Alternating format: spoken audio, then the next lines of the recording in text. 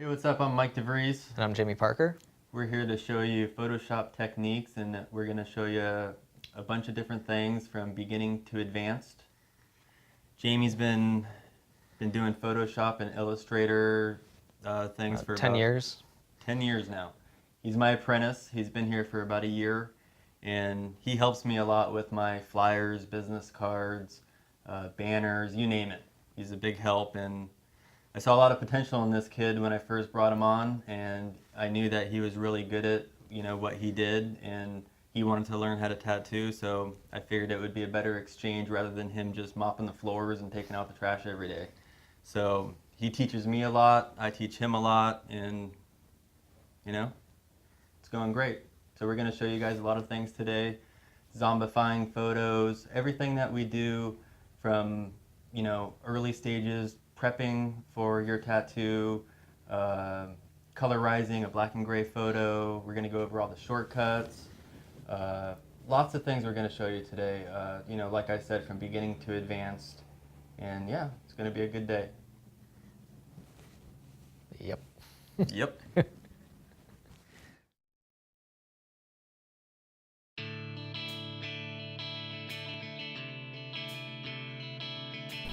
All right, we're going to get started with some of the basics here. It's kind of beginner Photoshop techniques. Basically, we're going to go through all the tools and just kind of tell you the names of the tools and what they do. And the first tool that we're on here is the marquee tool. And I use that a lot when I'm cropping stuff. There is actually a crop tool, but I rarely use it. I'll usually select with the marquee tool and then hit edit and then, image and then crop. Yeah, I don't ever use that tool either. And then we have the move tool.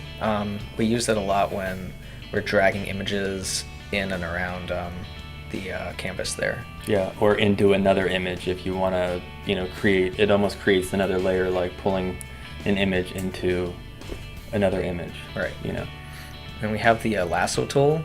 This works great as far as when you want to crop out certain parts of an image and copy it into another one. Yeah.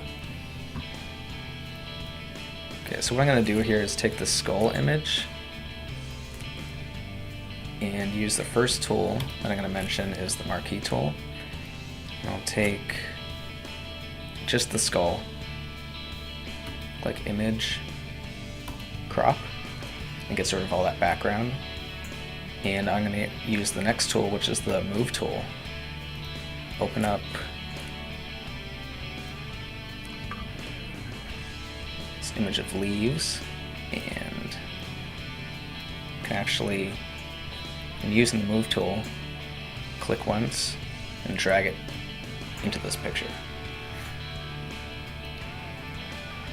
And the third tool that we're going to talk about is the lasso tool. Can actually go around the skull like this.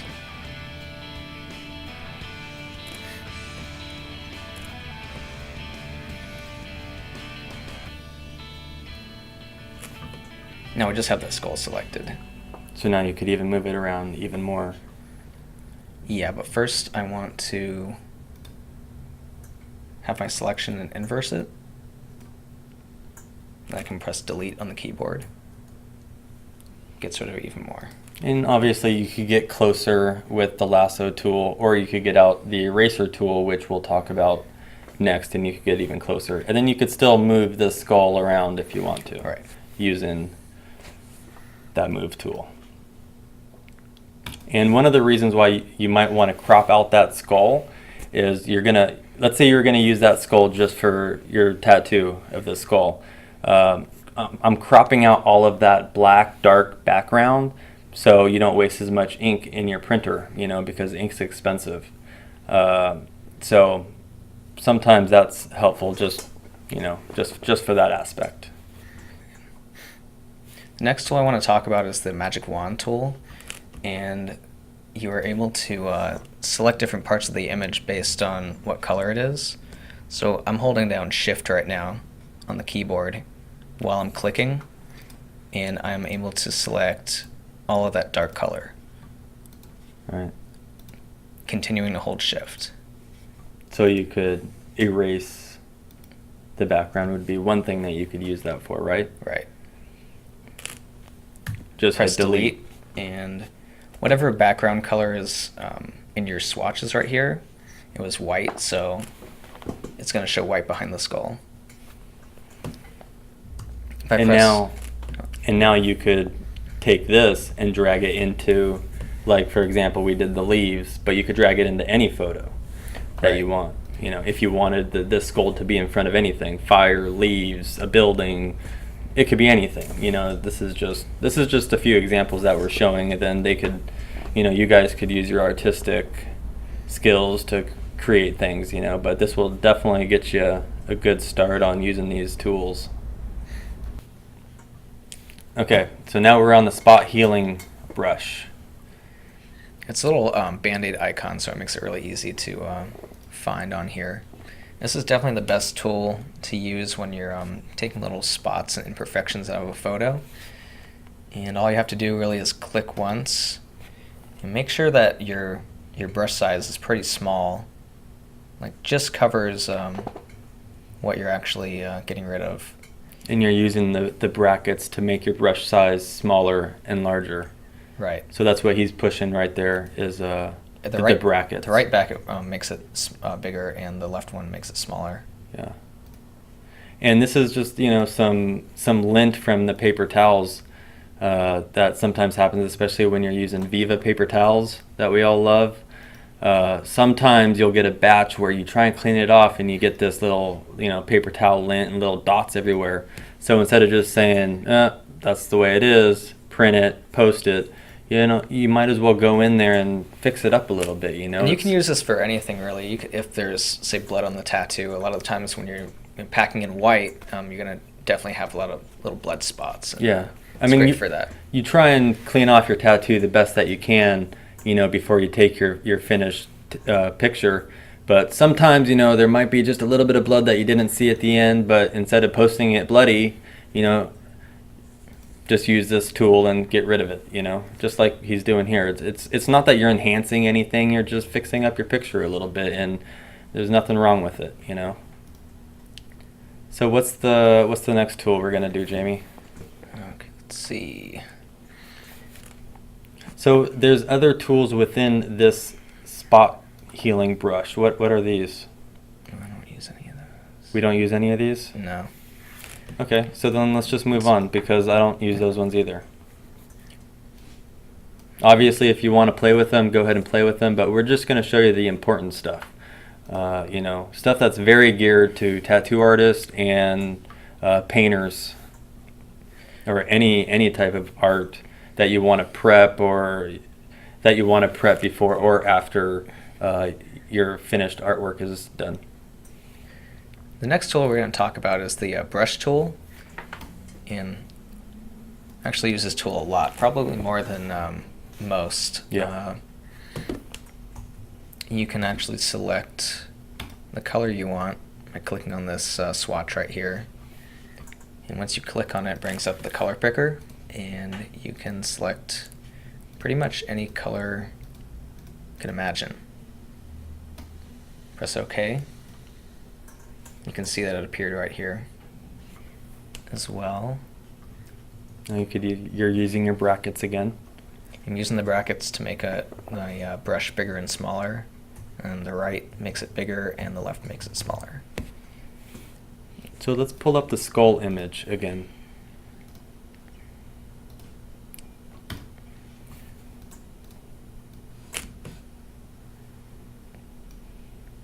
And show an example of what you might do with that, maybe a little overlay of color of some sort, just real quick. I know we're still on beginner, but... Yeah, we're still talking about beginner stuff, but this is a little bit more of advanced technique. What you would want to do, say I want to make this skull have like a purple tint to it. Well, I already have my purple color selected. You can see it here in the swatches. I would click on Mode and Soft Light, which what that's going to do is whatever information the skull has right now, as far as like dark spots, light spots, it's going to show through.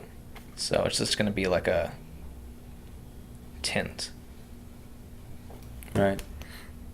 And also using the softer brush edge. If you right click on the mouse when you have the brush selected, it'll bring an option to select different brushes that you have your brush sizes in here, and this is like a really hard edge. Yeah, the soft edge ones we use mostly. Kind of gives it like a natural look. And you'll see the difference right here. See that? So you could almost just do one side of the skull if you wanted to do a light source hitting it, which is pretty cool. I used to do this when I first started tattooing. Before I really got into Photoshop, I would just make this stuff up out of my head, just throwing a light source against an image. But now I do it in Photoshop because it only takes a minute, so why not, So what other things can you do with that brush tool that we use so much? Well, if I'm doing a mock-up, I'll also, of like a painting or anything really, I will use the brush tool to actually draw things. Right. You can start a picture from scratch, or say you have a sketch. You could put the sketch in there and paint your colors under the sketch. So the sketch lays on top. You can still see all the lines from your scan, and you can have your colors in Photoshop added. And we're going to show that later, right? Right. Cool. And when you right click on the brush tool, now there's the pencil tool and the other color replacement tool. Do we use those? I don't really use those too much. Do you? If I'm doing something for the web, it's not really something that I would use to prepare for a tattoo, or it's not really tattoo related. Isn't the pencil just a little bit sharper? Right? The pencil tool works on like a pixel basis, so you can really, if you're doing something for the web, you would want your pencil. It's really sharp. Right. But it seems like you could get that with the other one. Right. With the regular brush tool. Right. It's just a little bit different. But you don't use it that much. No. Okay. So let's move on. And the next tool I'm going to talk about is the clone stamp tool, which works almost identical to the spot healing brush. You can hold down Option on a Mac or Alt on a PC. Right. And I click once over here, and it starts recreating that image. It's cloning it. Yeah, it's cloning it where I'm selected right now. And this works great if you're, say, touching up an image. If you have an image that... It's just if you need an extension to, let's say an arm's cut off, and then you wanted to bring more skin, or if you need something of texture or any type of color, you could just clone it and put it into a different spot. Another thing that I really like about this tool, here, let me grab it for a second, is now I'm pressing Option Command Z, which is taking steps backwards. And this is one thing that I use the clone tool, the clone stamp tool. So I'm going to make my brush a little smaller using the brackets. I'm going to hold Option and just take like this little crevice, indentation hole that's on this skull, and I'm going to click once, and then I could add them somewhere else if I want more of those in different spots. And then I could even clone that again and put it up there. So you could take different textures and make things more, crazy. So, I use this a lot. It definitely helps. I mean, obviously you could get carried away with it, but it's a fun thing to mess around with. And we're just showing this example for the skull, but you could use that for all sorts of things. Now, is there any other tools within that? The pattern stamp tool. Do you ever use that? No, I don't really have a use for that. Yeah, I don't really use that one either. But again, if you want to try it out, go ahead and try it out. This is the first step to learning Photoshop, is just knowing what these tools are and what they do. Because once you know that, then you could proceed and start trying some new things. And also the best way to learn Photoshop is just to watch people use it. So just you guys just seeing what we're doing, pressing the brackets, the step backwards, step forwards, all the different tools. It's going to help you guys a lot. It never hurts to play around with something. Yeah. That's how I learned Photoshop. I never took any formal classes, so Yeah. I can't stress it enough. Just play around with the tools, and you'll eventually learn them. Yeah. So let's go on to the next tool. Okay, we have the history brush tool. I really don't have a use for this. It's if you want to kind of go back in time to before I had colorized the skull. I don't really use that too often. It's pretty cool though. Definitely, there's definitely it's definitely a cool tool. I just don't find myself using it too often because Yeah. whatever I'm doing, I want it changed. I don't go back. Right. Okay. So the next tool, which is Next tool we're going to talk about is the Magic Eraser tool, and does exactly what it says. It erases. And why it's coming out red is because red is the color of my my background. It's my background color, so I can actually change that if I wanted to, just by clicking on it once. Say I wanted to have a white background. Now it's white.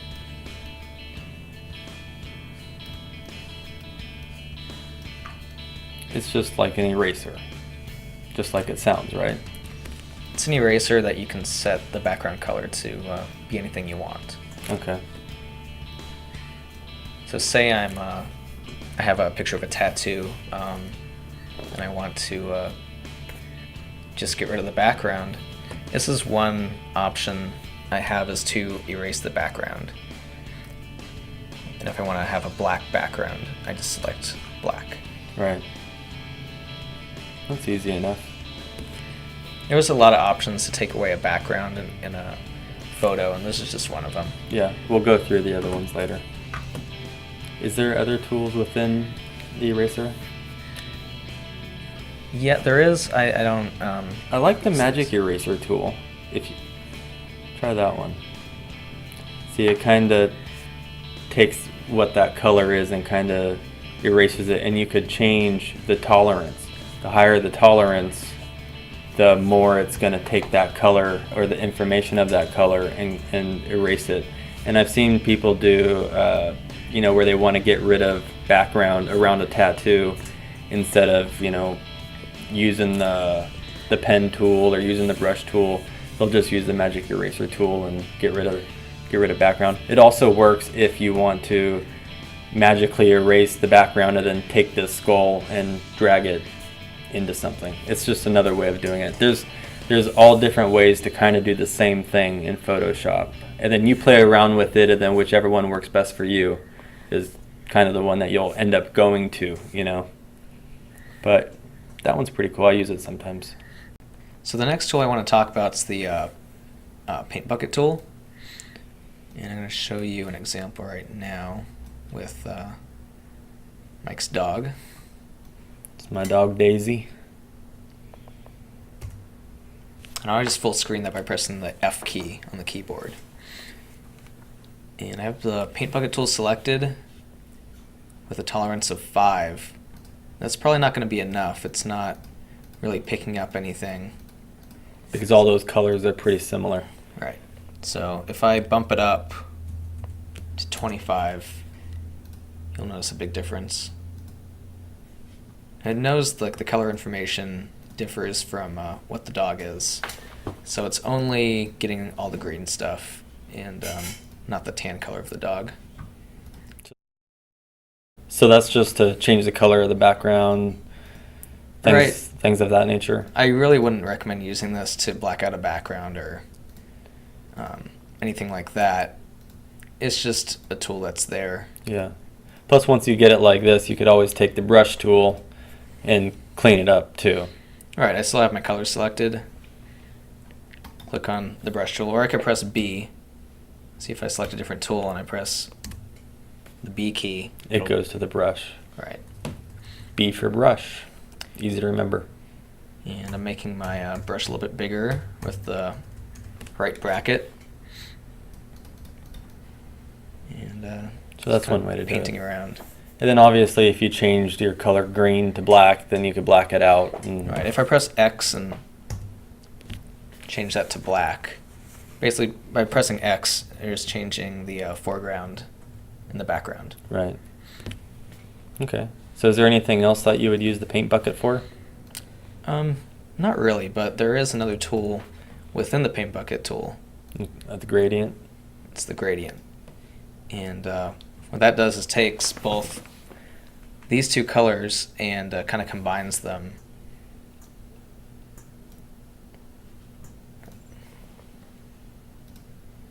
And you play with the opacity on that. Yeah, the opacity was set really low, so that's why you didn't see a huge difference there. So I set it back to 100%. You click once, drag a little bit, and you have this. Now, I don't use the gradient tool too often, but you can use it for, say, like a business card or banner or something like that. Where you want the background like a nice flow transition of color. Yeah, it perfectly syncs both colors up together. So a longer stretch like you just did, it's a nicer gradient. Yeah, if I click once and drag just a little bit, it's going to Really harsh almost line. make a straight line. And depending on which direction you're pulling your line is the direction that it's going to make the gradient, right? Yeah, if I pull from the other direction, it's going to go like way. that. And it's just taking the background and foreground color. Right. If I change that, say pink. So So it'll be and pink. black to pink. Right. Gotcha. Okay. Just like that. So that's cool. So that's something like that could be the background of, let's say, a flyer, and then you could do all your text and insert photos, and if you wanted that look. Yeah, it's not a look that I would use too often, but sometimes it comes along. Like I said, you can set the opacity down a little bit, so maybe have like a texture or something and put it over it, so you have that nice smooth gradient. Right. Cool. We can kind of go into that a little bit more later on. Okay. Let's move on to the next tool. So now you were just pressing F to bring the screen. Yeah, the F key will full screen whatever you're working on, and it can actually have like a black background to it. I don't really like that. I'll either have it full screen or This way is good Windowed. because you could get to other things on your desktop or go into your folders and things of that nature. Yeah, So this I is a use good this one a right lot. here. Yeah. So the next tool, which is the blur tool. I'm gonna open that skull once again. Okay. Press F, full screen it. I'm gonna zoom in a little bit just to you can see what I'm doing here. And click on the blur tool. Blur tool is combined with the sharpen tool and the smudge tool. Okay. And obviously the blur tool and sharpen tool are opposites. The smudge tool kind of take, It's pretty self-explanatory. yeah, it smudges. It smudges it. Okay. So you can take one little section, drag it, keep dragging it, like that. It's almost kind of like the liquify filter, kind Yeah. of. Tone down a little bit. And then the sharpen tool, this isn't the best way to sharpen things, right? It doesn't look very great, especially if you're, using it for like trying to make a low res photo high res. I wouldn't recommend it. It's better to go into the filter, which is up there. Filter, sharpen. Smart sharpen has more of a natural effect. And then do you change the amount, radius, or anything when you do that? Yeah, you can definitely play around with it. What's best usual? Usually I would go about halfway, which is showing 92%. Okay. And that actually goes over the entire image. And you usually see that a lot better. See, this image here is like really, really sharp already. And really, it's a good photo. You can tell how big it is, and it's still so clear. But if you shrink pictures and then use the sharpen tool, that's where you really notice things sharpen up. And that's when you'll want to use it mostly. You know, when you condense a finished picture of a tattoo that you want to use online, then go ahead and sharpen it just a little bit. But usually when I sharpen something, I might be jumping ahead here, but when I sharpen something, you want to go up and bring it down a little bit. Like you go to edit, fade, sharpen, and then I'll usually bring it down to about 27%. And you'll notice when you have a picture that's really small that you sharpen that. When you sharpen it, it's way too sharp and looks way too fake.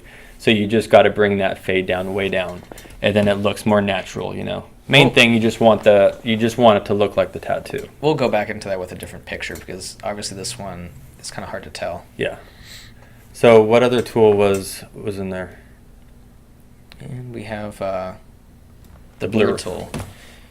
Kind of does what the smudge tool does without changing location of things. It's just blurring it a little bit. It's blurring it in. And you in could change the selective strength section. at the top.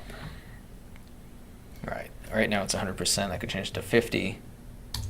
Press enter. And it's not so extreme. Right. Now, can you change the strength just by pressing 9 would go to 90%, 5, you could see where it's changing. 4, I'm just pressing 4 for 40%, 9. So you don't have to go up there and type it. Those are just some shortcuts as well. Yeah, shortcuts definitely help with your workflow.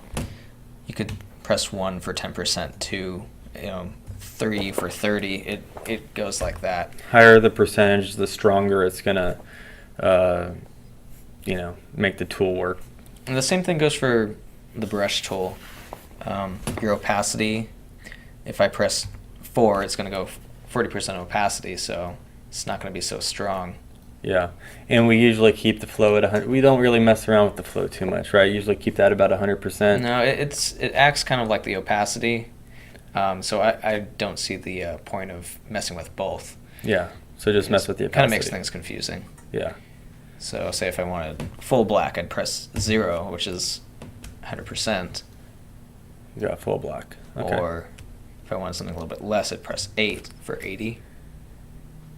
And same goes for, you could go into your mode, and there's a whole list of things. It's soft light, hard light, vivid, and you could show a couple different differences. I know we're jumping back onto the brush tool, but let's just show a couple things. Yeah, earlier we were showing soft light, and that's probably the best way to darken something without messing with what information is underneath. Show another one.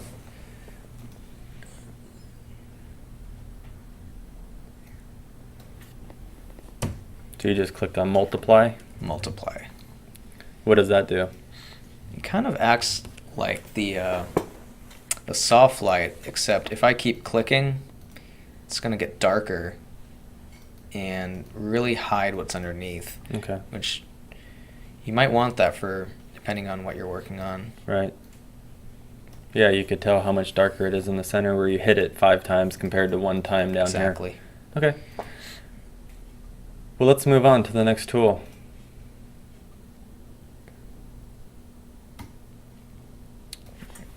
I'm going to go back to when I first opened up this image. Okay. So let's move on to the next tool. This tool I use a lot for prep on the tattoos that I do, which is the burn and dodge tool.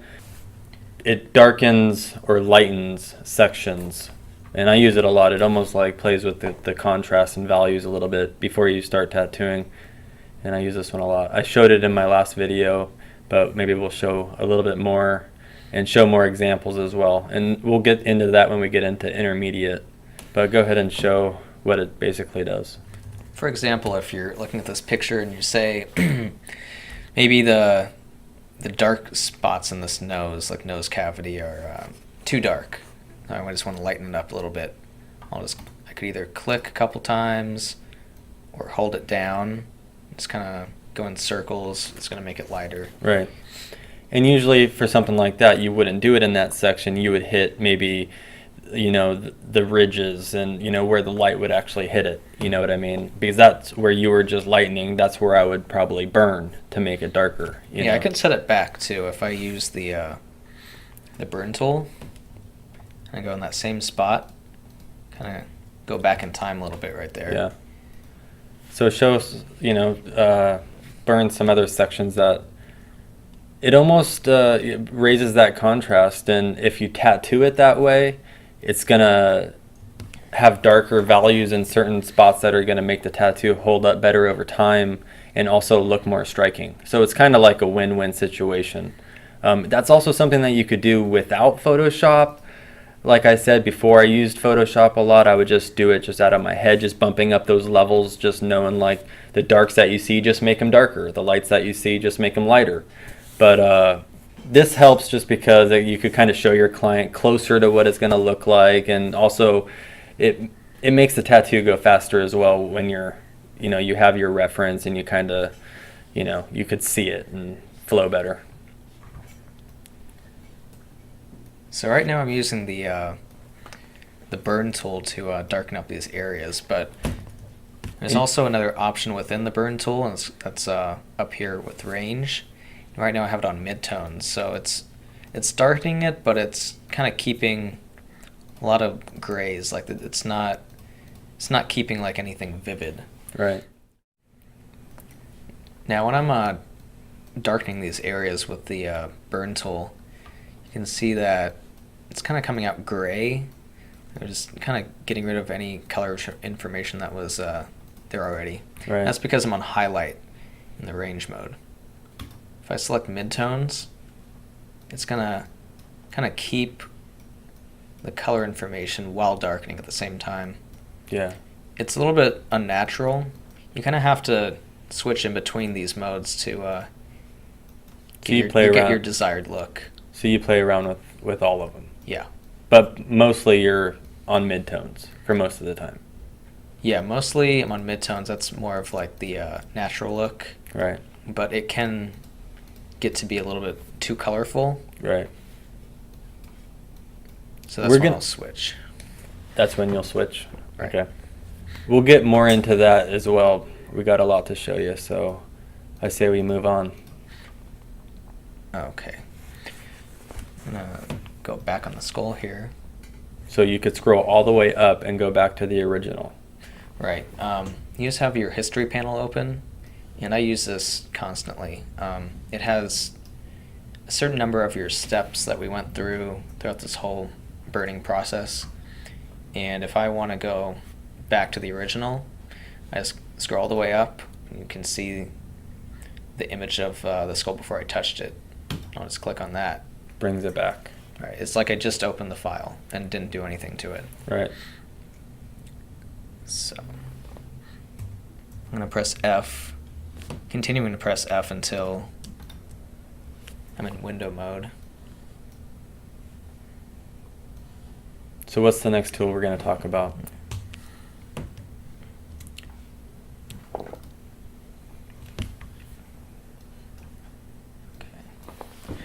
Now I just zoomed out by pressing Z and holding Option and clicking once.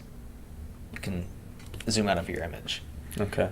And this is useful sometimes, especially when using the pen tool, which I'm going to talk about right now, to get rid of the background. If I wanted to take the skull by itself and just paste onto something like another image. This is the best way to do it, is the pen tool. And it takes a lot of getting used to. This one does take a lot of practice. But it's definitely the best way to do things. So I clicked once, and click again right next to that spot. It's almost where you want to turn. You go inside Like if you want to turn this way, you click here and click here, then you bend it out. Right. If I click right here and I scroll a little bit, and it doesn't have to be exact. There's actually a feathering option that kind of takes the pixels nearby and blurs them a little bit, so you don't have to be exact. Right. But it's always good to, try. This tool is really tricky.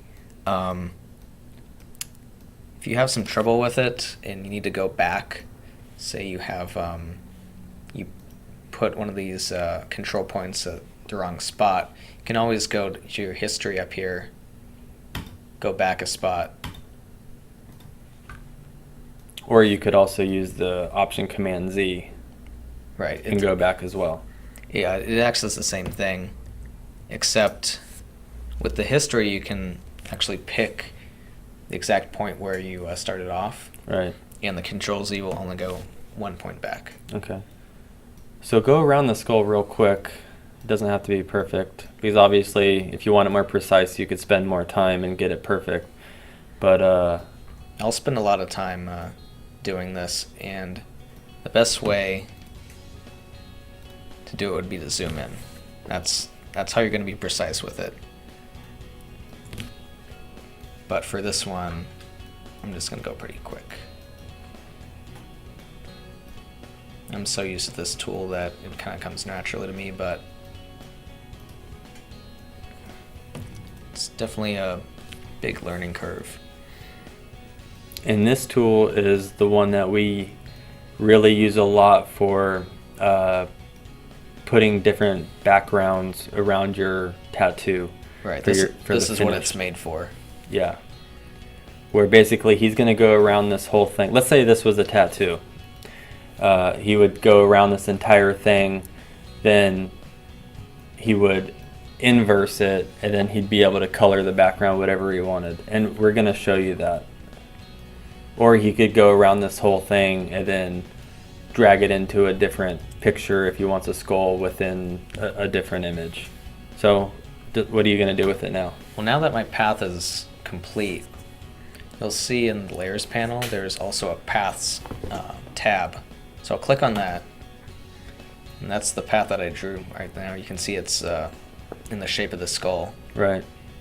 So I will right click on that, make selection. And I was talking earlier about the feathering radius. If I set that high, I like 5 too. Five is good. 5's a good number. You'll see exactly what that does. And what I can do, switch back to layers, brush tool, and let's see.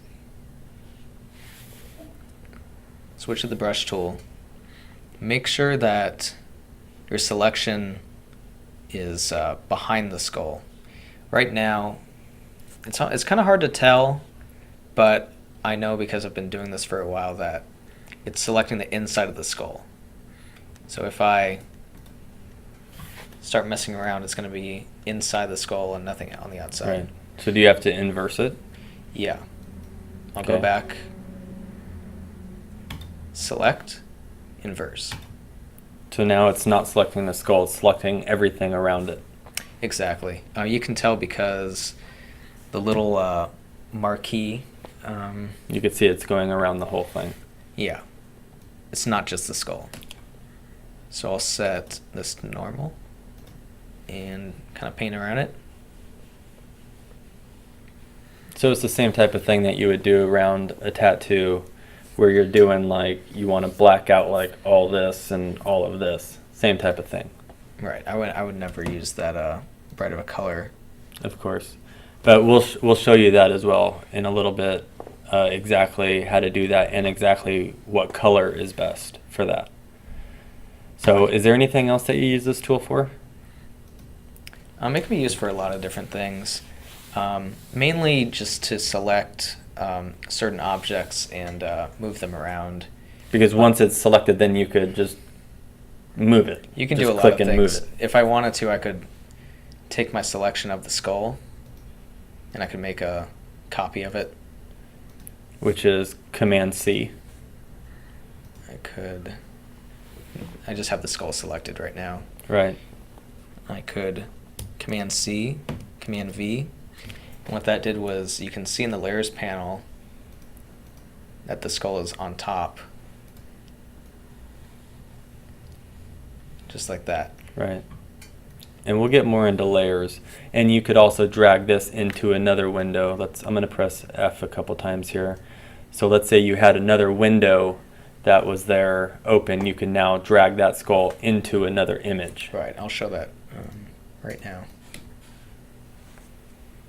Open up this thing of leaves. Now I have my skull selected. You just have to make sure that the layer that you want to move over is the one that you have selected. Right. And there it is. And then you could play with it from there by pressing Command T, which we'll be getting into more of this. This is, I would say, a little bit more intermediate stuff. But by pressing Command T and then holding Shift, You can rotate. you could rotate smaller, like, If you select an edge of the this little square right here, and when you hold Shift, it keeps the skull in proportion.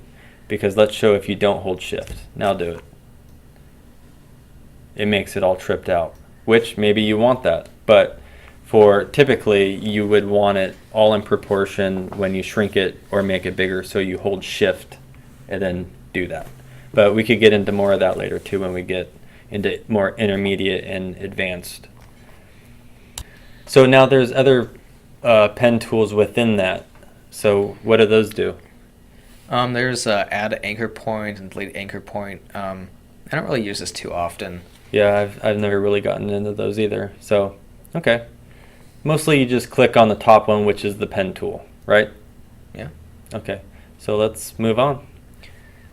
All right, so the next tool that we're going to get into is the type tool. You want to explain this one? Basically, just type whatever you want, any kind of text, and it will. So you're changing the color. Here, I'm changing the color because I want it to show up on this dark background, so I just changed it to white. No, you could change the size of it, right? Yeah, if you look up here, depending on what tool that you're using, the bar up here will change to have more options for that specific tool. Right. So right now, I'm going to set it 36 points. And that doesn't lock it in stone either. You could free transform that and make it bigger and smaller, which we could show you as well. So I'll click once.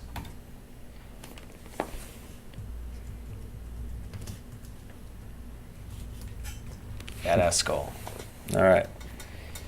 If I do Command T, free transform, I can automatically change the size. Press Enter to lock it in. And then you're clicking I click the Move tool to move it around. to move it around. If you have multiple layers, that's the tool to use. You select the layer that you want, and to move it, Move tool right here by pressing V. Also, you can select the Move tool. So now when you start typing anything, it basically creates a new layer for you. Right. Okay. And you could also change this text by highlighting it and then You would click the Type tool again and click right near it, and I can change the text just like that. well, that text is the same, right? Well, I'm talking about the actual font, I guess. I meant. Yeah, if you want to change the font, you go up here using Euro style right now. Say I want to use just a normal font, Yeah. Arial. And it Okay. changes it just like that. So now another way, go ahead and highlight that one more time. Now click where it says Arial. No, go back. where it says Arial. Now, can't you scroll down? Now you could just go through, and I'm just pressing up, or I'm pressing down. So you could go through all the different fonts that are in Photoshop. So you know what you want it to say. It says Cool Skull, so you go through just pressing up and down. So It saves a lot of time yeah, when looking for fonts. so there's a cool one. You press return. Yeah. You don't press return. What do you do? Once So- you found your font, you could either press V or click on the Move tool, Oh, okay. and it's going to get you out of the Type tool. Right. And also let's show how you could warp. Do an arc or, under arc. Okay, so select the Type tool and select the text that you want to transform. And this is different than free transforming. Right. Free transforming will let you move stuff around and change sizes of things, but this actually changes it on a shape basis. So I'll click the warp text, little icon up there, and you have to make sure that you have the text selected for this to appear and be useful, be used. So click arc. And it arcs it. And then you could also adjust from there if you don't want it such a high arc. You could change the bend to actually kind of go around the skull. Right. You can change horizontal distortion. So you want the cool part to be smaller and the skull to be larger. Right. And there's just endless options here. You can, it's like a bulge. That's one of those things you could play with. That's where you're going to learn the most and get the most out of Photoshop is actually spending the time to play with all of these tools. And just play around with it. Yeah. Is there anything else with text? Now, what if I wanted to change the color of that cool skull? Let's say I don't want it white. I want it light blue. Okay, so make sure that you have the text selected again with the text tool. Okay. Now you can do either one of two things. Either select it here, you said light blue, so click Okay. on the It's a good blue. blue right there. And you don't see it right away because you still have it selected. Right. So unselect it, press V, or just click here. Right. And there you go. Now, can you do a gradient on that? I can. Let me see. Would you highlight it, then click gradient? No. Am I throwing you for a loop here? Kinda, yeah. You can also change the color of the text. It always has to be selected when you want to change the color. Okay. You can change it up here as well. Right. So if I wanted red. Now, if you want to throw a gradient on the text, Right. you have to change it from being text to being an image, a regular layer. You can see right here it has the type icon, which means it's still text. Right. You can't really edit that too much. You have to rasterize it. You have to rasterize it. But once you rasterize it, you have to make sure that text says what you want it to say, because there's no going back. Okay. So let's rasterize it. So right-click that layer. Now this gives you, when you right click on a layer, it gives you a whole bunch of other options, and one that we use a lot is blending options, which is the second one from the top, which we'll get into later as well if you want to do like drop shadows and cool stuff like that. Right. But let's go to rasterize. So I'm going to click rasterize type, and you notice the little type icon that was there goes away. Right. Now what I can do is change the color really easily if I wanted to. Okay. I'll lock the pixels. You can see the little lock off. icon Okay. appeared right there. I can just select another color. And I don't have to select the type tool. That won't do anything because Okay. it's not a text right now. You're using the brush. Yeah, using the brush. could brush over it. Okay. And if I wanted to, I could use a gradient.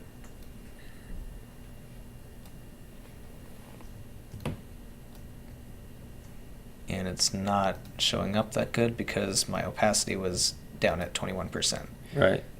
I push that up. Cool. Yeah.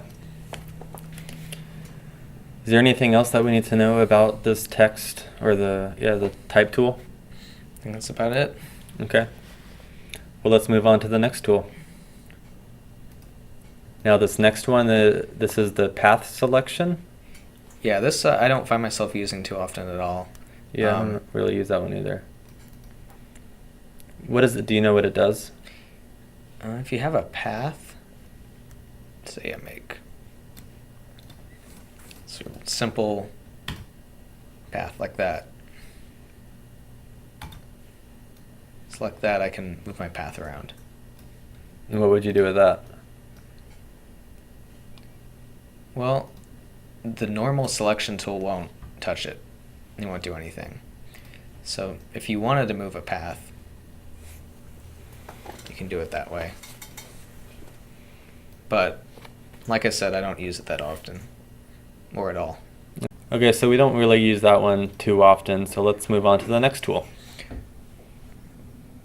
Okay, I'm going to go back just so my screen here doesn't get too crowded. Okay. Yeah, this next tool is the It's got a lot of tools within it. right. It has shapes basically. I use the line tool a lot, and you can set how thick the line is going to be with the brackets. Right is always going to be a thicker line.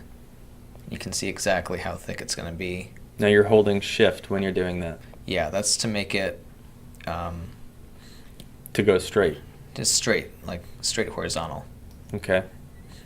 And you can actually keep holding it, and it's always going to make it straight on an axis. Okay. And it's green because green is picked out right there. Yeah. Okay. And now does that create a layer, or is that just making a mark on? That's just making a mark. It's just making a mark. Okay. If you want to have this as a separate layer, say for like a business card, you want a straight line, Right. you would have to click in the layers panel right here. This little arrow, and hit new layer. It's the very top one. Okay. Once you have that layer selected, I know because I just made it. Anything you make on that layer is going to be part of it. On that layer. Right. So I can just move that around. Okay. I can free transform it if I want by pressing Control T. Move it around. Okay. And we'll get into more of the layer stuff later. What else is in that tool? So I know you said you use the line tool mostly. Yeah. What other ones are in there? Yeah. I also want to mention when using the line tool that I'm using fill pixels, and that's just like a regular thing that I would make. This is the same as if I were to use the brush tool on another layer. It's going to be like the same thing. It's just that it's a precise line. Okay. There's other options you can use with the line tool, but I have no use for them. It's just kind of strange. You can make like paths. You can make a path of a line, but I never use that. Is that to be able to fill it in with color if you wanted to? You could. Okay. See, once I made that path, I can make it a selection. Okay. And then now you could just fill it in. Gotcha. Okay. But like I said, I don't have too much of a use for that. Okay. I like that. I mean, go a step. I'm gonna press Option Command Z and go back one, because Okay. you can notice that doing that way it made the edges more feathered, because when you made the selection, Right. so that you can make a feathered line that way. Right. When I did the make selection, Yeah. I already have it at 5 pixels in my feather radius, which is why that came out. Yeah. And then Really you like could that. have it even more feathered or less feathered. So that's kind of cool. Some of these other options in here in the shapes are rectangle and Okay. clips. And it just fills it in. Right. What would you use that for? Say if you're making a business card and you want Splatter or something. Okay. For example, maybe you wanted to have your face in this, right. like have it as a, Almost like a mirror. yeah, almost like a mirror. You could have that as your face in your business card, just for an example. Okay. So then you would just have to drag a face into there, free transform it, make it small, play with it from there, Right. right? And Okay. you also have these custom shapes. If you click on the last one here, custom shape tool, and you have different options in here. That's cool. So yeah, do the check one.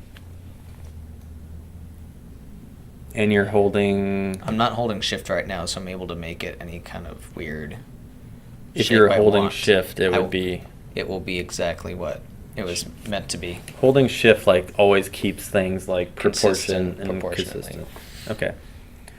So that's about everything with this. Now, all of this too, like if you wanted to just play around, you could go up to File, New, and open up just a blank. You don't always have to drag in a picture and then do all this stuff. You could just open up a new file that's blank if you want to just play around with different things. Exactly. Right.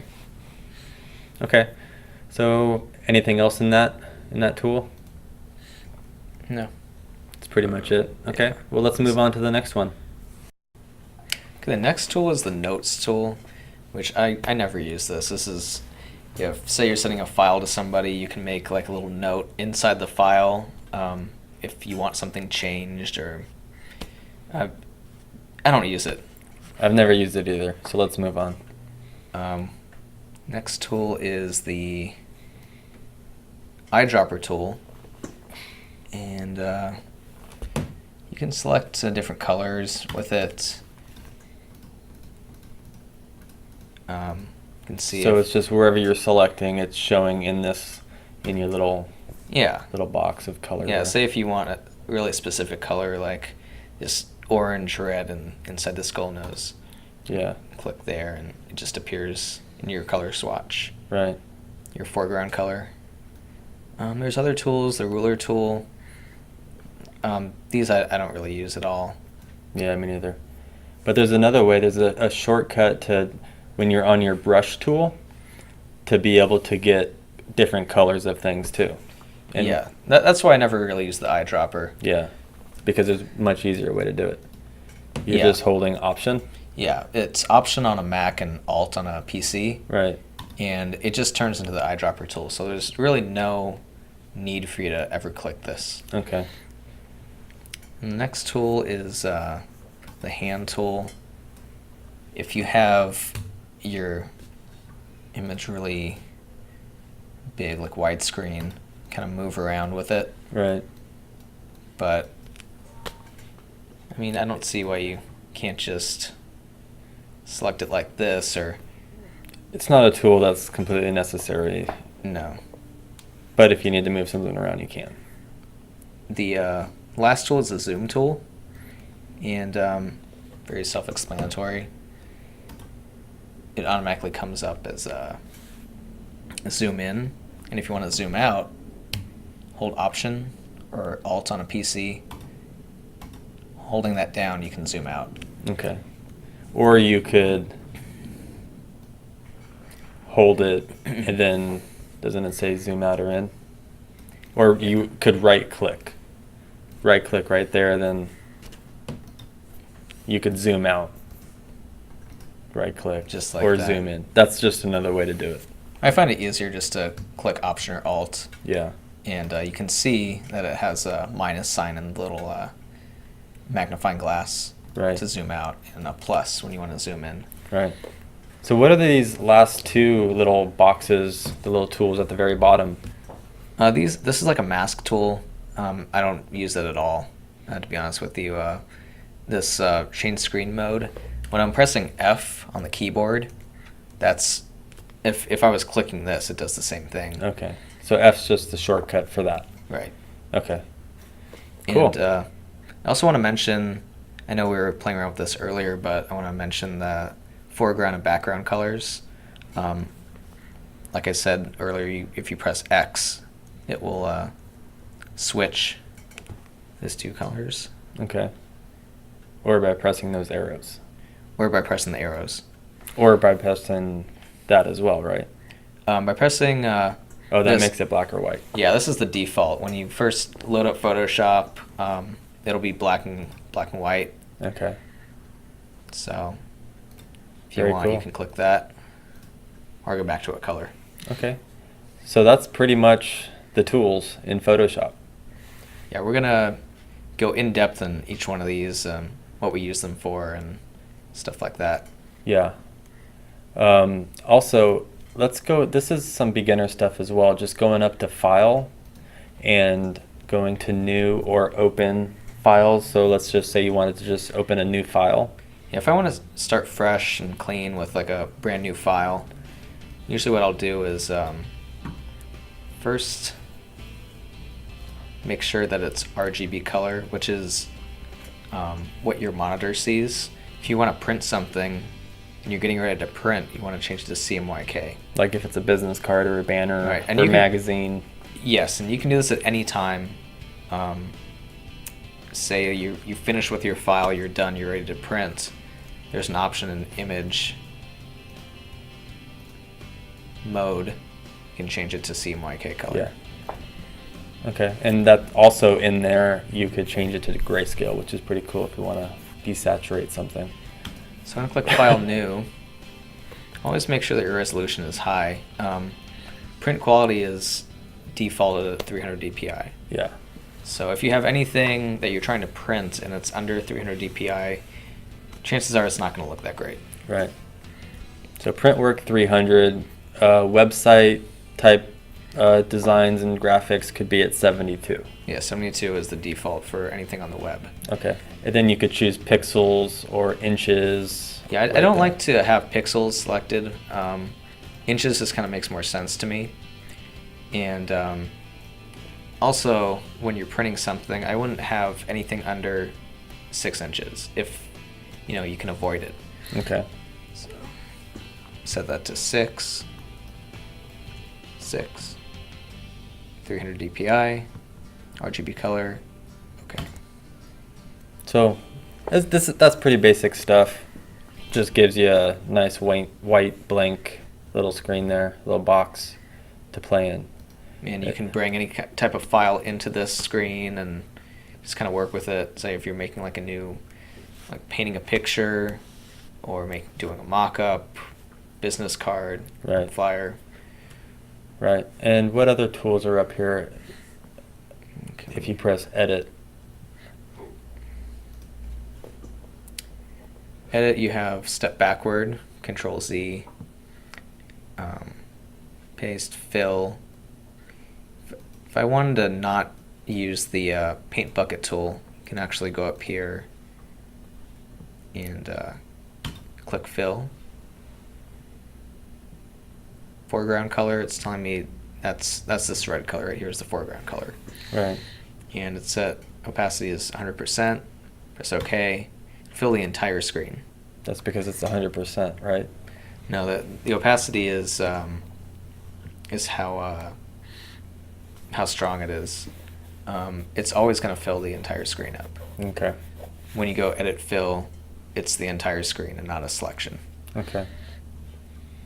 Now I know there's all sorts of other things in there. Should we just get into those later? Yeah, let's do that. Image, this mode. I just talked about having an RGB color scheme for anything on the computer, and when you're getting ready to print, CMYK color. Right. On this lab and multi-channel, I don't know what that is. I don't use that. Yeah. Grayscale, if you want a grayscale image. Yeah. adjustments. There's all type of stuff in here. I'll adjustments, all kinds of things in here where you can change brightness and contrast, different colors, hue, saturation. Use a lot of that stuff, especially when we're, working on like a new picture of a tattoo or anything. Yeah, and we'll get into that when we start colorizing and stuff like that. So we'll definitely be showing more of that. That'll be more intermediate, advanced type of stuff. So, and then there's a lot of those filters that are kind of cool up there. Yeah, say click on image size and change the height to 15. Okay. It's going to keep the same dimensions because I have... Oh, that's right, because of the proportions. So now show if you unclick the proportions there. Now change the size. So I'll change this to 22. It's going to make it a square. Right, okay. And canvas size is different. It's actually going to extend this so you can see that there's a white background. And if I put 2 more inches on each one of these, Right.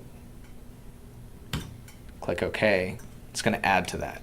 Now I've used that a lot where I have, let's say, a reference of let's just say a skull, and half of the skull is missing or something, or if I want to put some leaves on the top of the skull, then I'll go into the canvas size to make it taller, so then it's bigger, so I could actually have room to stick something above it, or if I wanted to clone and make more of the skull go higher, so it just makes it bigger, so you have more room to work with. Yeah, if you find that your canvas size is too small and you just need extra room, Right. horizontally or vertically, Right. that's the way to do it. And I run into that a lot where you need to, either make it wider or taller. So that's a good one to know. So, layer, there's new layer. It's the same as going to your layers panel and clicking new layer. Right. Or can you right click over there too as well? Right click over where? Over here, just like right there.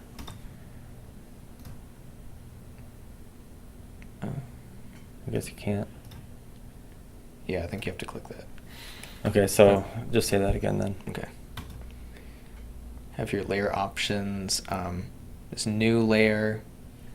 That's the thing I use the most. You could click it here or click in your layers panel for a new layer.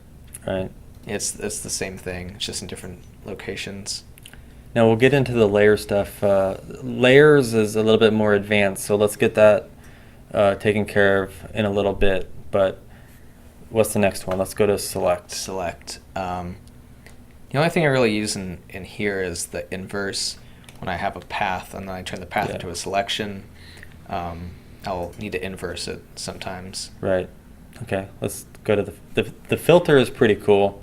There's all sorts of things that you might want to play with. There's artistic, which does all sorts of different things. Like you can make something look like there's plastic wrap on it, or a neon glow around you, or make you filmy, or make you look like you're a watercolor painting, or there's blurring. All sorts of things. You just really have to play around with it to see each one is a little bit different. Yeah. Some are drastically different. Yeah.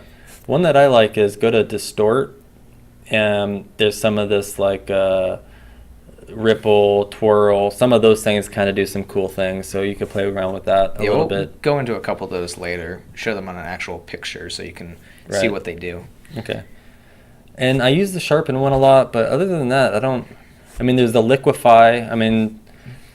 I use that sometimes just to kind of wisp out some things on my tattoos, or to give it a crazy like finished edge on the bottom. That's using the liquify. I usually use the liquify, sharpen, and that's about it. I would probably use blur here and there too. Blur?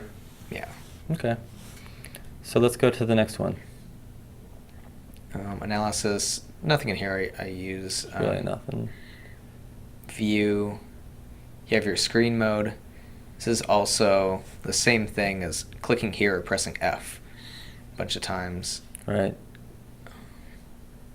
You have your zoom in and out. There's a lot of the tools that are Yeah. in front of you already. That's why it's so good to know your shortcuts, you know, so you don't have to go up there and click and try and find what you're trying to do. I mean, it just takes too long. Yeah.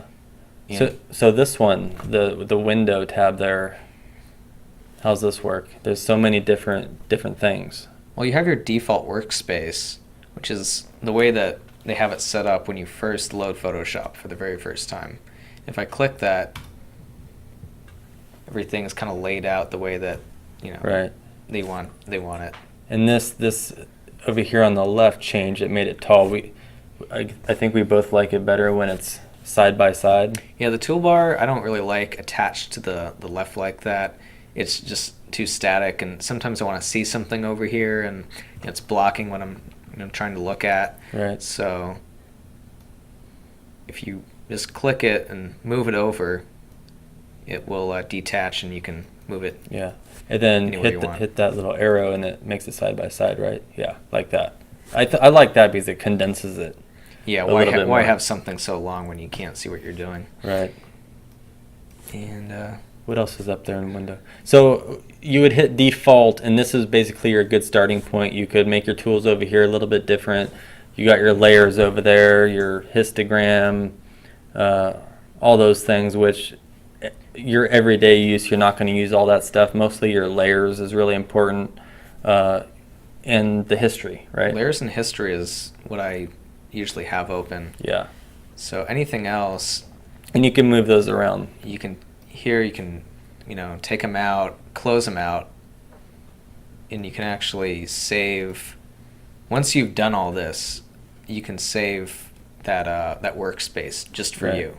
So you don't have to keep moving everything around. Sometimes Photoshop will freeze up or something like that, and you have Right. to restart it. It's going to put everything back to normal, Yeah. and say you don't want that. You want it just the way that you had it before. Just save it. Yeah. So let's just show us our basic workspace that we like and what most people would like. So I'm clicking out all of these, just dragging them out, and closing them. So I got my history right here. Okay. Extend it a little bit by holding this down. Got layers. Just extend it just so I can see if I have multiple layers there. Right. And that's about it. It's the way I like to have it. And say you want it like that as well. Just save workspace. Right. And you could call it, Jamie's workspace. Okay. Click save. Click save. And then when I go back up here to window, workspace, it's going to be on the very bottom. Right. There it is. So if you ever find yourself, restarting Photoshop and everything's all, Whacked out. stupid. So Okay. click back on that and it'll Okay. bring you to the... So the next one is help. Do you ever click that for any type of help? No, you can. It's definitely, it's good if you can't figure something out, if you're having trouble with a specific tool. You can type whatever that tool is in this little search thing and Right. get to any information that you want on that Yeah. one tool. Yeah. Well, that pretty much wraps it up for the beginner segment. We showed all the tools and what they do. We're gonna get way more into depth on actually creating things, and so you're gonna see all these tools put to use. So that'll be up next.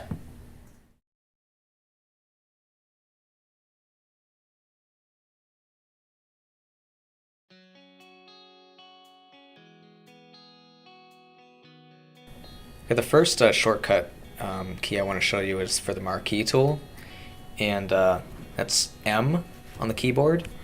So it's already selected right now.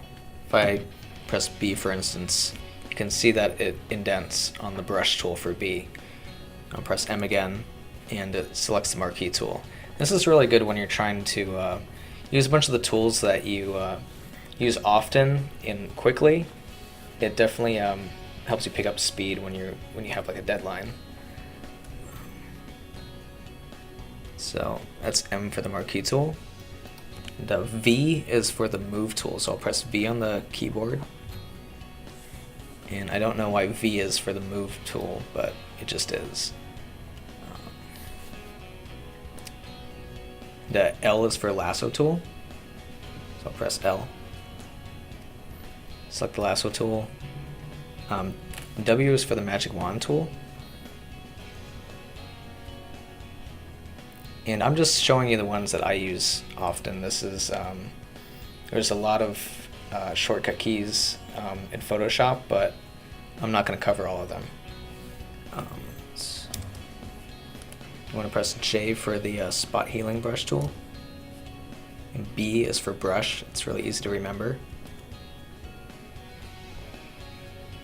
S is for the clone stamp.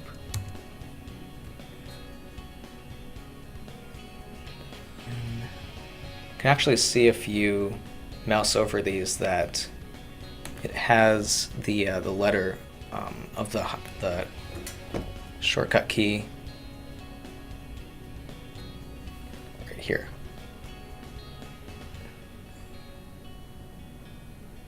Blur is R,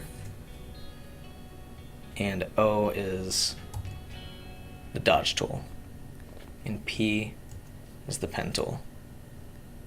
T is the type tool. G is the paint bucket. And Z is for zoom. And that pretty much covers all the shortcut keys as far as the toolbar. Okay, so I start blacking out this background, the brush tool. And I accidentally go over. I can do Command Z on the keyboard and go back, but it only goes back one step. If I do Option Command Z, I can keep going back. Okay, so I'm blacking out the background using the brush tool.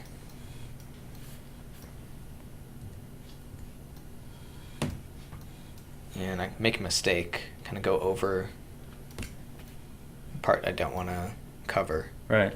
I can do Command Z, goes back, but if I do Command Z again, it's going to go back to that spot. So if I just keep pressing Command Z, it's going to go back and forward. If I want to go back further, I can do Option Command Z. So I'm holding Option, Command, pressing Z. It'll keep going back to before I even did anything. Now let's say you want to go back the other way. You went back too far. If I went back too far, I do Command Z. And it's back to the way I had it. Okay, what if you wanted to go step by step? Because you just jumped like 5 steps. Shift. Command Shift. There it Z. is. This is a background right now, and I want to right click that and layer from background. Because it's locked? Because it's locked and I can't free transform something that's locked. So once I click that, you can tell that it says layer 0, which means I can edit this. It's not in a secure position. So then I'll press Command T for free transform. And I can hold Shift down, which keeps the same perspective. Keeps keeps the proportions correct. Right. So I just made that smaller by pressing Command T and dragging one of the arrows. And I would use that a lot when you drag that into another photo or some type of image, and then you want to make it smaller or bigger, depending on what you're doing. Or I'll do this a lot when I'm making my thumbnails for my website, which we could show as well after we finish the shortcuts and different tools. Yeah, you can also rotate. I'll press Command T again. And when you mouse over some of these these arrows, you can actually see it changing, little icon. It changes to the little rotate tool. And you have to make sure that by looking at the tool that it's actually rotating.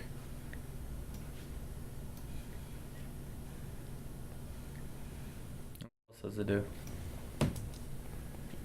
If I'm not holding shift, I can stretch it horizontally or vertically. But it makes it all crazy. But if it's, let's say, leaves that you imported into an image. Yeah, if it's not someone's face, then there's no reason why you wouldn't want to adjust that. It's just something to play around with. Here's the shortcut option. See, it says Command T right here. You can actually click that.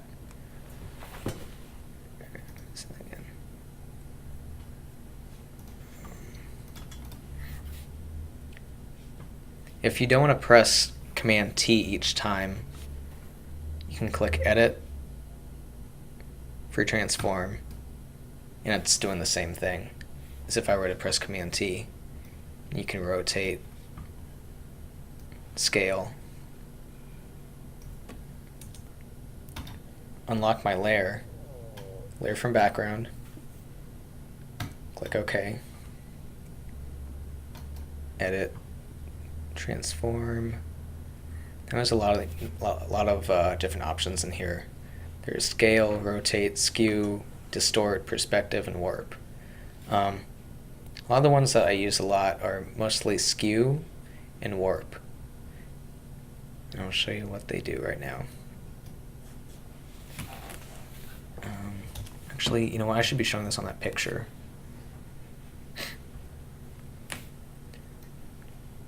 Okay, so I just brought up this picture of a painting that Mike did.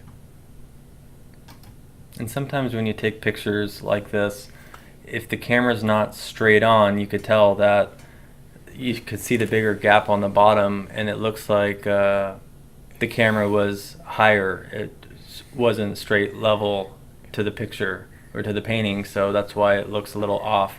So you could use the perspective transform tool to balance it out. So go ahead and show them.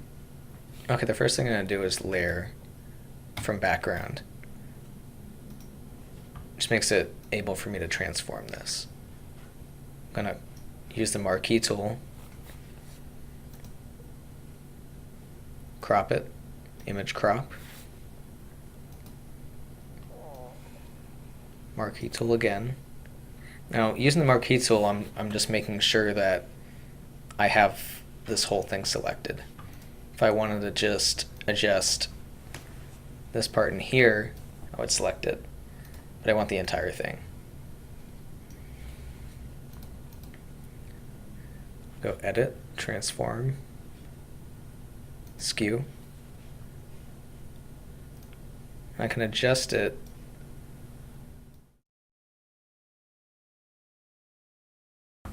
So now that I've set this as a separate layer, I can edit, transform,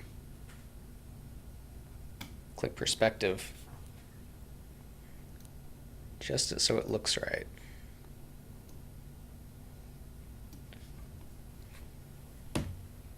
That looks pretty good. I'm gonna press enter. It gets it closer anyway. Center it.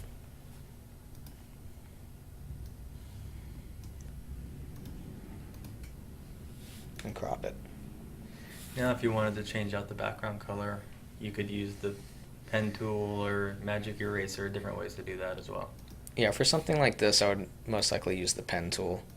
As we were saying before, the pen tool is absolutely the best option when blacking out a background or changing a background color. Yeah. Especially because this frame is very intricate and has a lot of little dips here and there. And the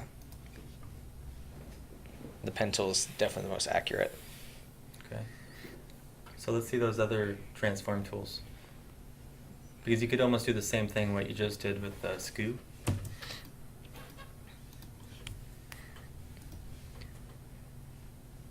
I'm going to go back a few steps. Edit, transform, skew. It's almost the same thing, just acts a little bit different. There's a lot of tools in Photoshop that have the same function, they're just named differently and have a lot of similarities.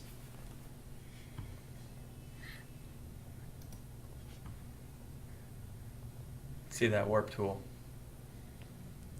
Okay, I'm going to show you the warp tool.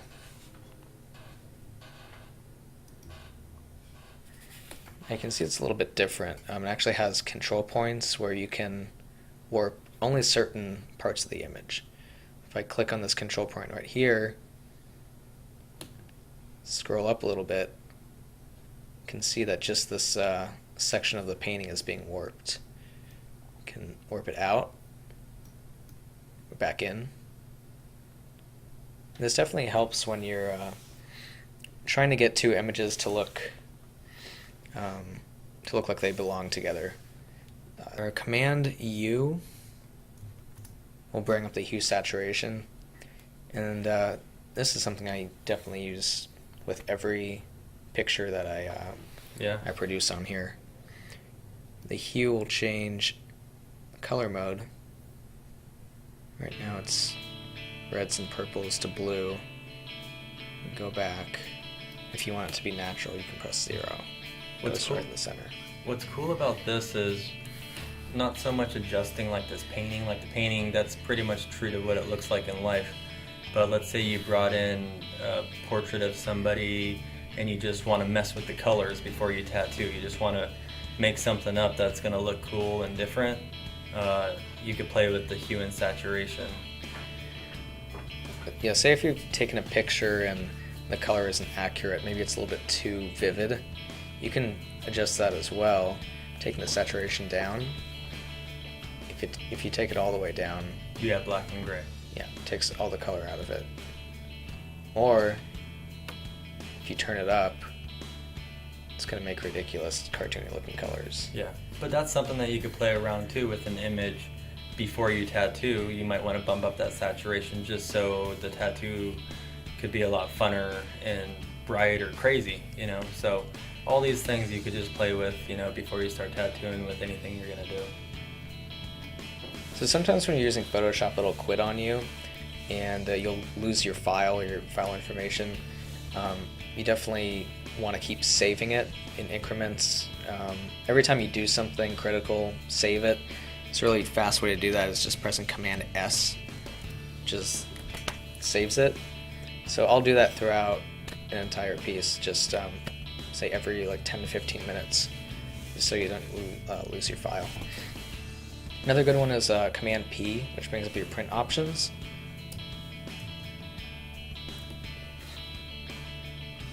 And if you're printing a lot of files, you know, one after the other, it definitely helps just knowing that shortcut. And So those are just some of the keyboard shortcuts that we use on a daily basis. There's a lot more in Photoshop, but you can always look them up, and they make keyboard covers that have all the keyboard shortcuts listed on it, so it makes it really easy. The best way to familiarize yourself with the shortcuts is just to use them. So we're going to go on to some a lot cooler stuff and get some use out of them.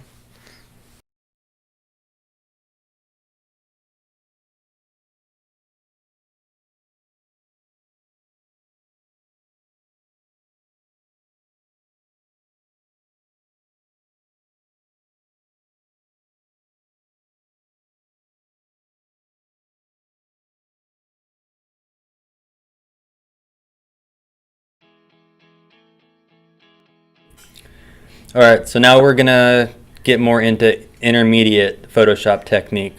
And first thing that I'm gonna do is I'm gonna bring in an image. Like, let's say I'm gonna tattoo, let's just go with the dog.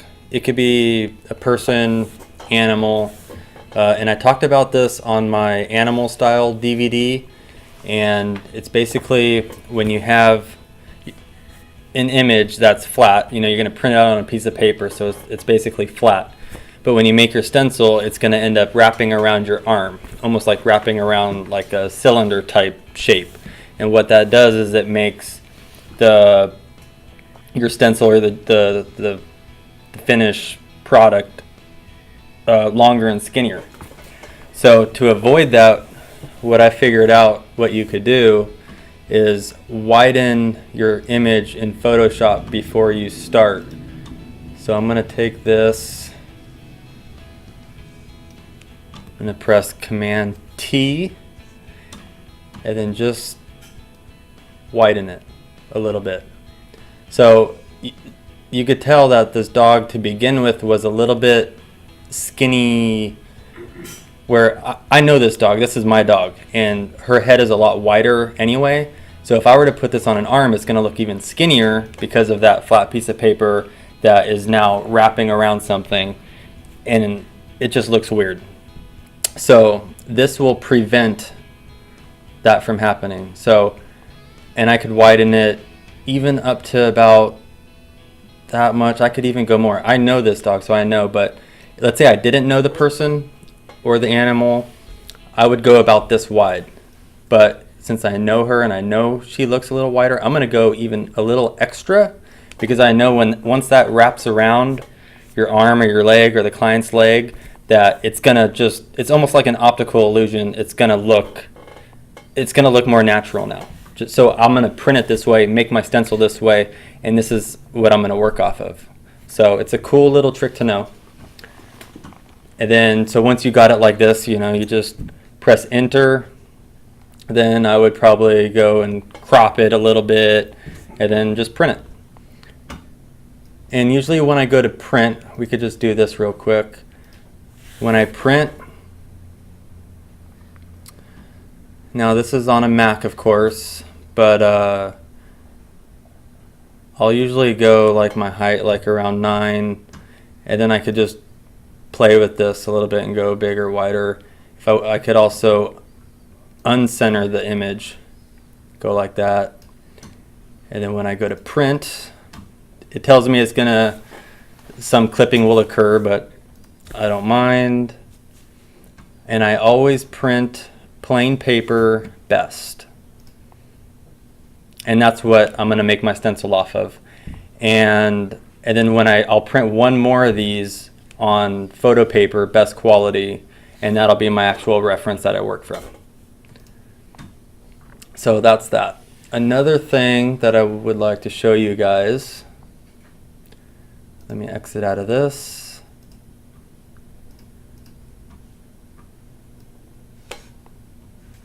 A little bit of dodging and burning. I know we covered it a little bit, but it's really important. Like I said earlier, I do this almost on every image before I print it. Whether or not it really even needs it or not, I'm doing it. And this gorilla here, I actually took this picture at the zoo. And it was behind glass, so that's why you get this little like film. Washed out. It's a little washed out. But look at just what you go to: image, adjustments, auto levels. Just doing that, it's way more tattooable. And This makes the darks darker and the lights lighter. yeah, but there's still this funniness, which is like all of this, it's still kind of, I don't know, washed out. So what I'll do is I'll take that burn tool, use the brackets, make it a little bit bigger. I'm going to turn the exposure down maybe like halfway, and I'm just going to start burning it. And it starts to make it look a little bit more natural the way that it's supposed to be. And I would probably crop half of this anyway if I was going to tattoo it. And here's another thing that I'll do is I'm still on burn, go a little smaller. I know this is in the darker area, so I'm going to go ahead and burn this. So it's just bumping up the contrast even more, which is going to help with the longevity of the tattoo, and it's going to look more striking.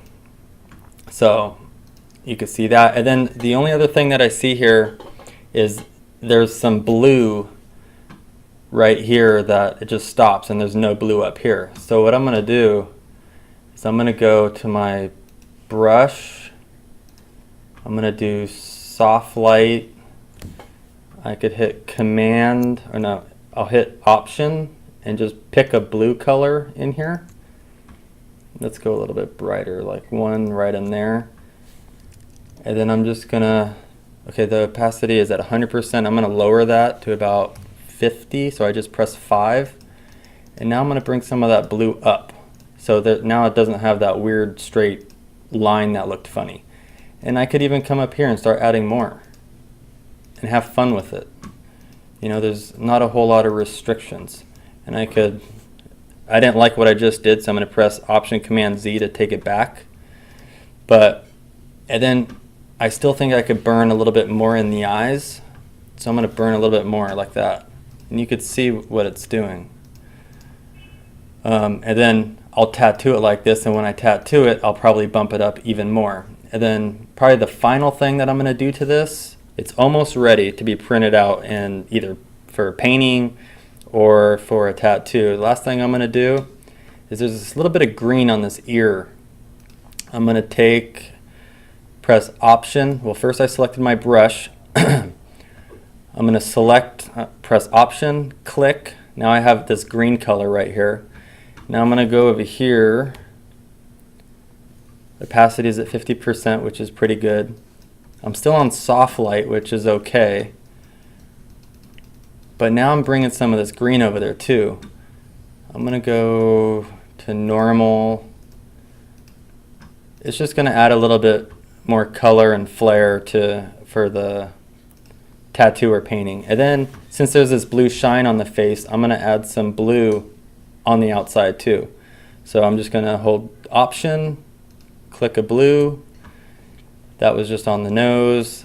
Now I'm going to take my brackets and go a little smaller. Just hit a little bit of blue. And then, you know, when you paint it or tattoo it, you could make this up, enhance it, do more blue, less blue, more green. Just have fun with it. And one last thing. I'm going to go back to the burn tool. The edge of this gorilla is almost the same value as the outside of this background, so there's not a whole lot of separation here. So I'm going to burn this side a little bit. Now you can see that there's no question that gorilla stops there, then you have the background. So I'm going to burn just the edges a little bit more. Just a little bit. And you know, when I tattoo it or paint it, I'll make things up as I go as well. But I would call that good enough for the next thing that I'm going to do. Then I would print it. So that is that. So let's X out of that. I'm not going to save it because I've already done it already. The next thing I would like to show, and then we're going to get Jamie back on showing some things. And I showed this on my last video as well, but it's colorizing. This is the picture of my son. And Jamie's going to go into a little bit more depth on colorizing, but I'm just going to do a quick version that I would typically do before I start tattooing. The first thing that I would do is go up to Image, Hue Saturation, hit this button called Colorize. Now you can see I made it all blue, but I'm going to make my saturation where it's almost kind of like in the brownish family.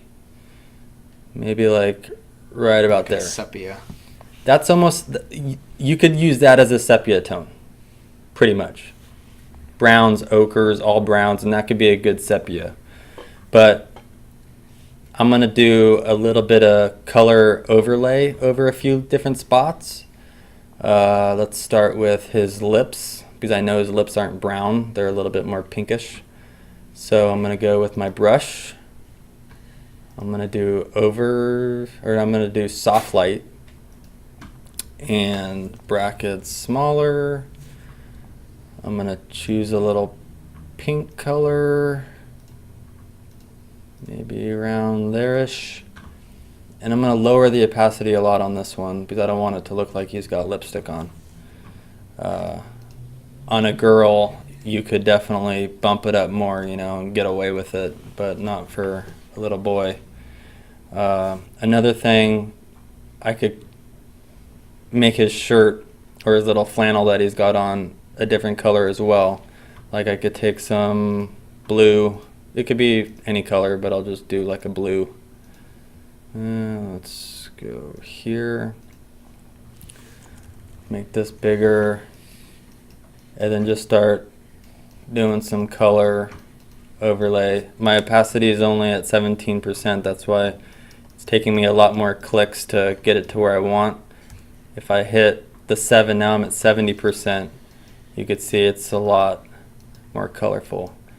So if I was going to tattoo, I would spend probably 3 to 5 more minutes on this, and then I'll just rock it, and I'll know when I tattoo it just to enhance more colors and bring certain things out. I know he has red hair, so I could also do that. Pick a red color. It's almost kind of copperish, and do the same thing.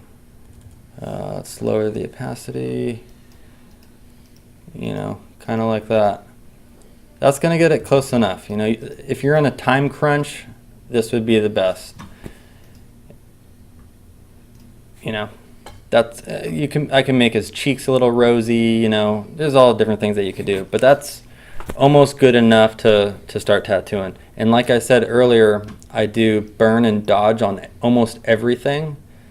So before I print this out, I'm going to burn his nose a little bit, which is very important because you always want your nose to pop out a little bit more.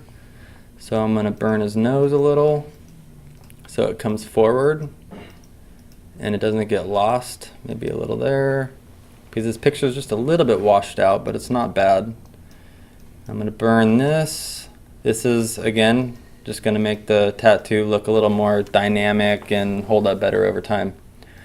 So it's pretty much there. And then I could even take the dodge tool and hit a little, where the light would be hitting on top of his, cheekbones and, on his nose there and, maybe on his lips and, maybe on his hair there, some cool things that will make the outcome of a painting or a tattoo look cool, Press step backwards because I didn't like a couple of those, but that's about it. I could even do a little bit more brown color over his face too, but some of that stuff you can make up when you tattoo it. So that's that. All right, the next thing that we're going to do is we're going to have Jamie show you his way of colorizing a photo that is originally black and gray. And he does it a little bit different. Like we said, there's a lot of different ways to do things. So my way took about 5 minutes. What he did here, it took him about a half an hour. It probably looks a little bit better, but show us how you did it. Well, the first thing that I did was correct this image. It's very washed out, so I went to image adjustments, brightness contrast. I took the brightness down probably about -95. And as you can see, a lot of her face that was gone reappears because the information is there. It's just that the photo was so washed out. The only time that doesn't work, sorry to cut you off, but when you have a scanned image, then the information doesn't seem like it's there because it's scanned. It's a little bit less, definitely. It's less. And So- if something's so bright, like her t-shirt right here, that when you take the brightness down, there's no information there to show up, so it's going to remain white. There's nothing Yeah. you can do about it. Right. Okay. So the first thing that I would do to colorize is make a new layer. Okay. And change that layer from normal to multiply. And what that does is I can have a solid color, but when I paint with it, it's going to not cover the information underneath. Okay. And the cool thing about doing it this way is that you can really adjust where you want the color to be, having it on a separate layer. Right. And say if I want to change what I just did, this red, I don't like this red, so I can select just that, lock the pixels, image adjustment, hue saturation, change the color right here. That's cool. So everything's on a layer basis where if you mess up on something, it's not a big deal. Right. Okay, so what's the next thing you do? Get a nice face color, skin tone. And that didn't work right now because I still have this locked. So I'll unlock it.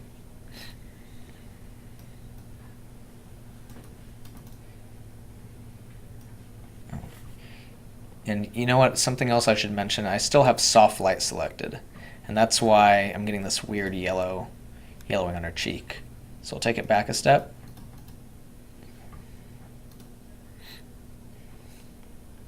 Go back to normal.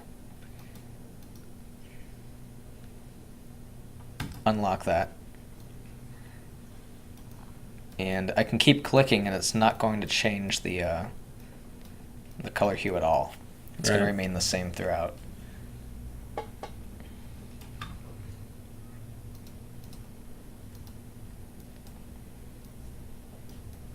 And when you're messing around with a lot of layers, it can be kind of confusing. You just want to make sure that you have it on normal.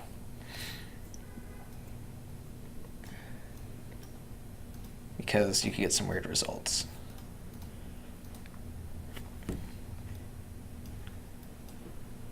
And doing it this way, I just have a lot more control over where the color goes. So you would still do that with the opacity at 100%? Yeah, I can keep it at 100% because the layer on top is on multiply. So you definitely want it at 100%. So what is the multiply? Multiply kind of acts as a like a transparent layer. It doesn't take anything away from the initial photo. Gotcha. And you're able to color over something. And this works with anything. Say if I had a sketch and I wanted to colorize, I would do it the same way. Okay. So then you could also go over there on the right, hit the opacity and lower everything, right? And wouldn't that lower if you thought it was too much? Yeah, I like that. Exactly. If I thought it was too much, I could either type in 50% or 80. Right. Yeah. So then you would just keep doing that with everything. Right, I would keep doing that. It's just really cool to have the option to have different color values and be able to change them really easily without messing with anything. Right. Yeah, it's a cool way to do it. All right, we're getting close to finalizing our intermediate section, and what we're gonna do next is basically this is a tattoo that I did, and I was talking about earlier about the lint, the paper towel lint. It's all over the place on this tattoo. As we zoom in, you could really see it. So we're gonna fix up that as far as getting some of that lint out of there, and then we're gonna put the dark background, which is gonna prepare us to print this for our portfolio, online portfolio, and the portfolio that sits in your shop. You got to do it because it really makes things clean. The worst thing is to see some weird background, or it could be, a lot of people, you see people, post finished pictures of their finished tattoo, and there's all this like blood and gross background from where they were just tattooing for 5 hours. So it's all about presentation, so it's key. So it's very important that we do this. And I'm going to show you what I do when this is pretty much a raw image that I took with my camera, and what I'll first do is I'll start with which is the spot healing brush, and I'm going to get rid of some of this lint.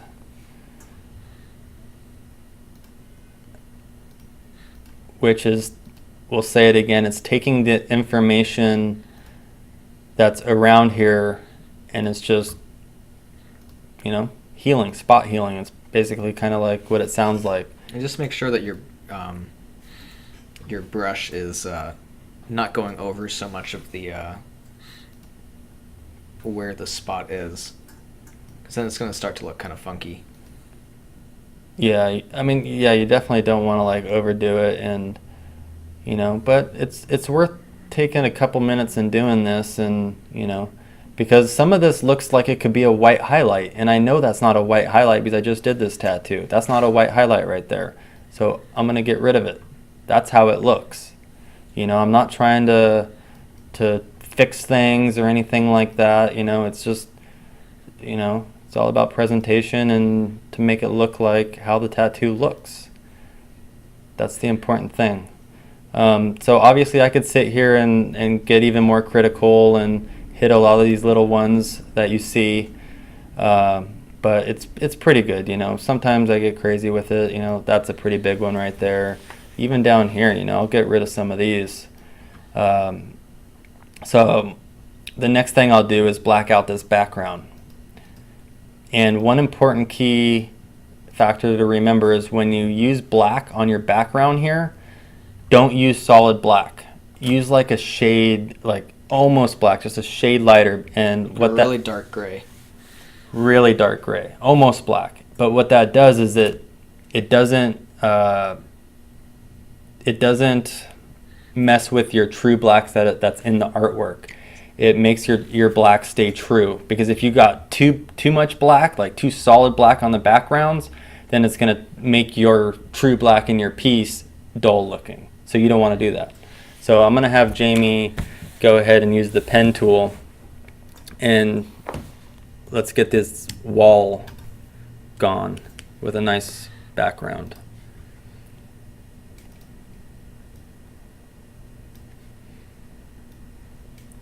For the most part, I like to be zoomed out when I'm doing this, just to make sure that I have my whole canvas in view. And you could even go in a little bit.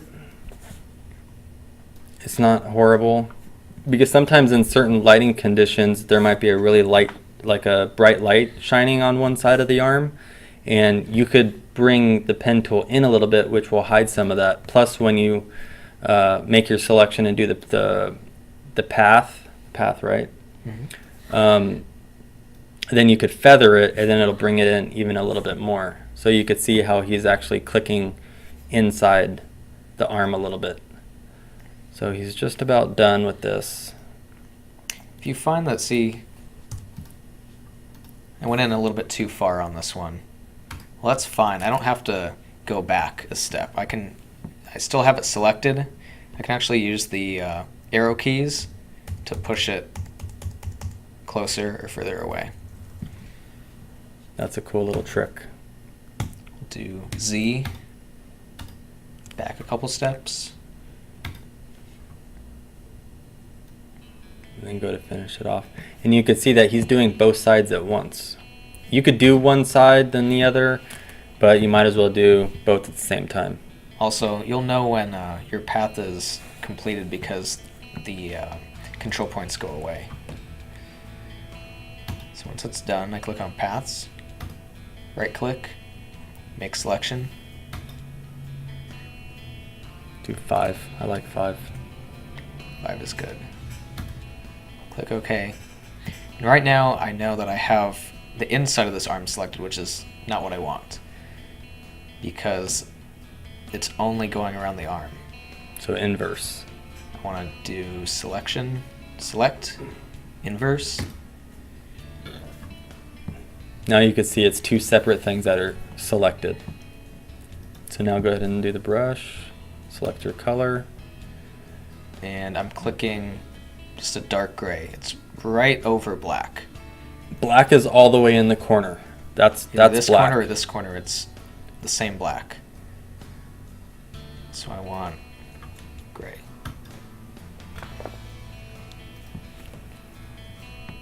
So the opacity is good. You're at 100%. Get a good big brush. Just brush it in there.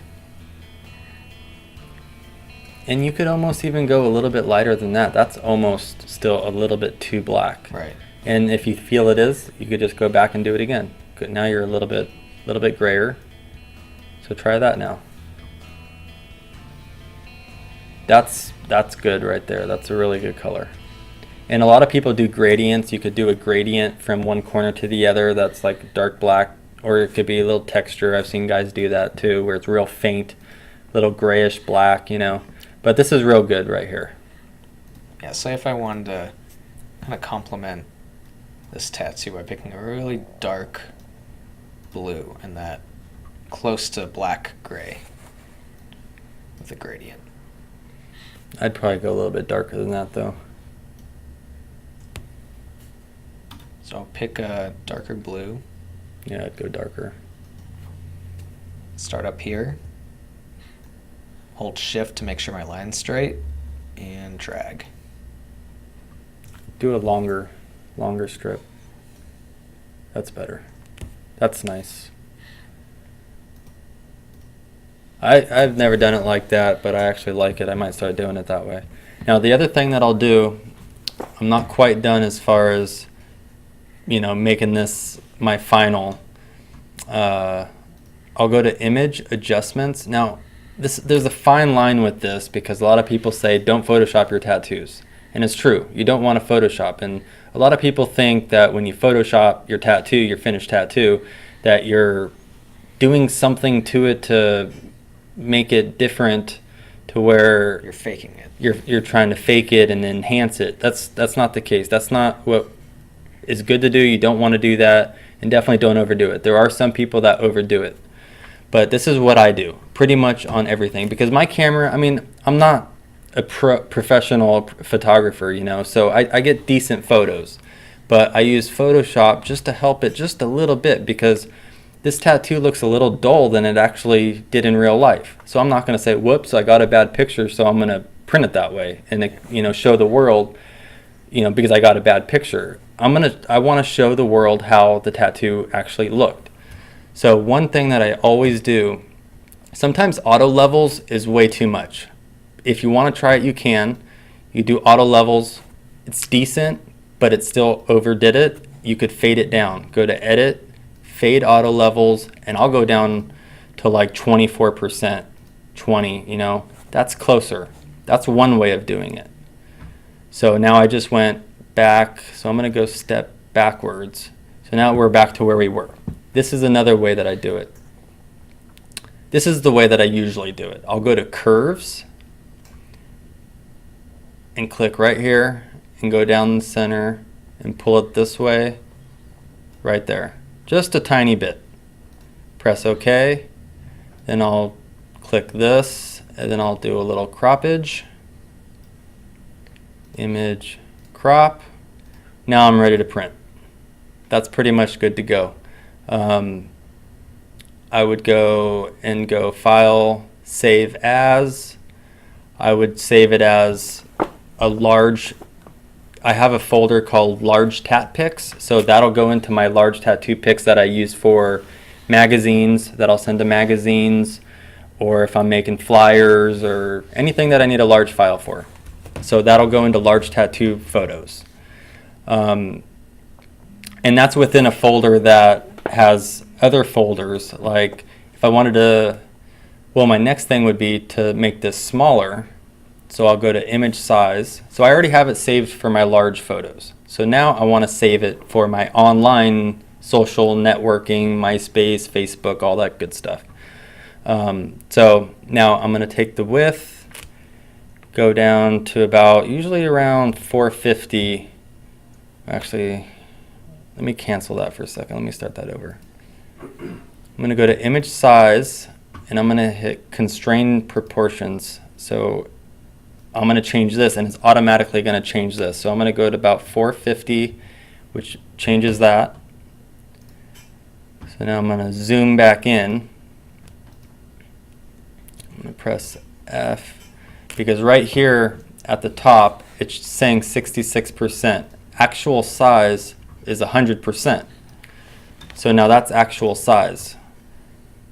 So now I'll take that and I'll go save as, and what I'll do is I'll save it as a JPEG, and then I'll put it into a folder called small tattoo pictures. So this is for my social networking, websites, Facebook, MySpace, yeah. Twitter. things of that nature.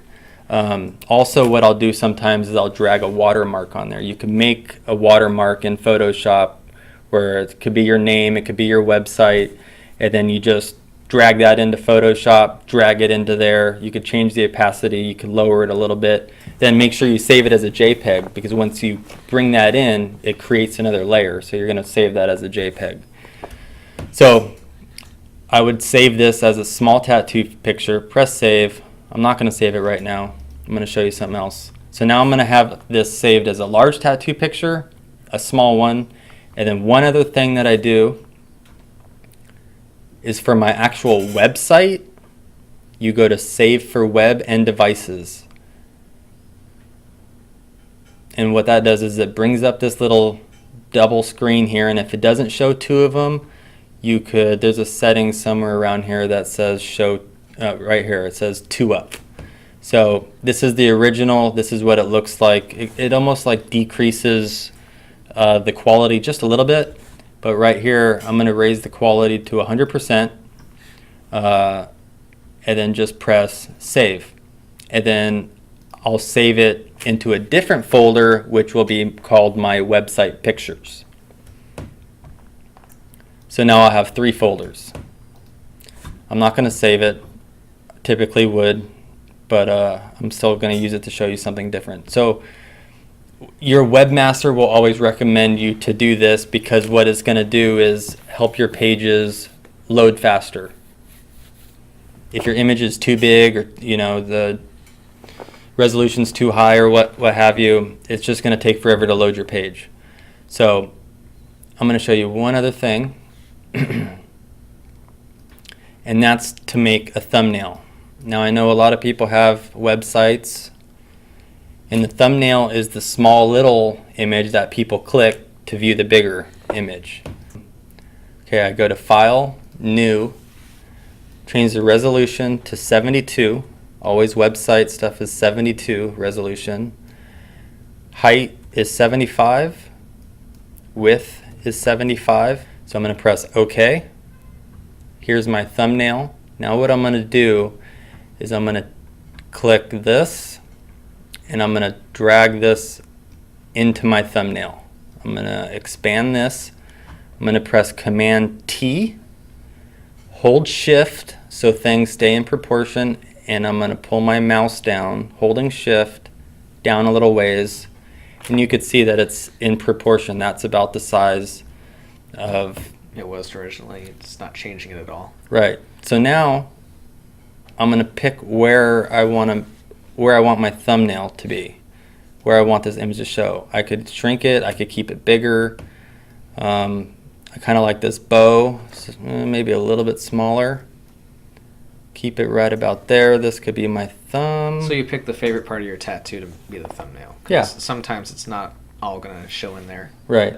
This way takes longer, but you get a much better result, and it almost comes down to this next thing I'm about to do, and that's sharpening it. I've condensed this photo so small that I'm going to hit the sharpen.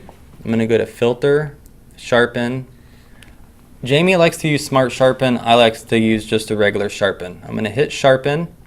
Now, sometimes it overdoes it. Now, I don't like overdoing things, so I'm going to go up to Edit, Fade Sharpen, and I'm going to go down at least halfway, maybe 30%.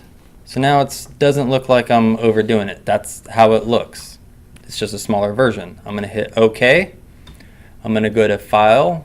For the thumbs, I don't save for web and devices. I just do Save As. Because they're so small anyway, 72 resolution, they're so small anyway, you could get away with it. I'm going to press Save As, and then I would save it to my folder, which is called Website Thumbs. And I would save it as a JPEG, and then this would be Anchor Tattoo. And then I would click Save. So now I have all these separated folders that I know. It keeps things very organized. I know what pictures are going to magazines. I know what pictures are going on flyers. I know what's going on MySpace, and I know what's going on my website. And I've got my thumbs prepared. I'm ready to go now. That's it. So I would hit save. Since that's saved, it's going to ask me if I want to save that. I don't save. And then I've already saved everything, so I'm not going to save this one either.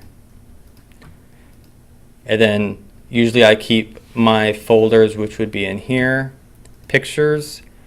This is my organized little section. I personally do not like iPhoto.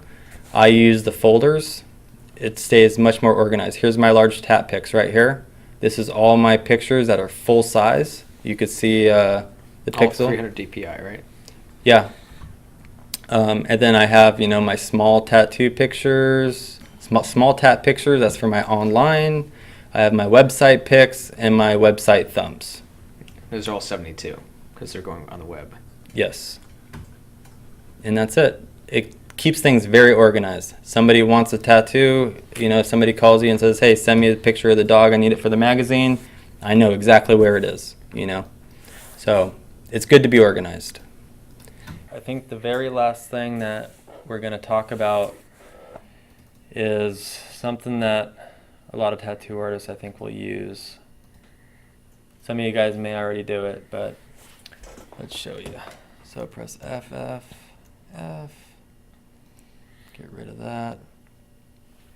Now let's say somebody comes to you and they want a cover-up and they got an old tattoo that they're not happy with.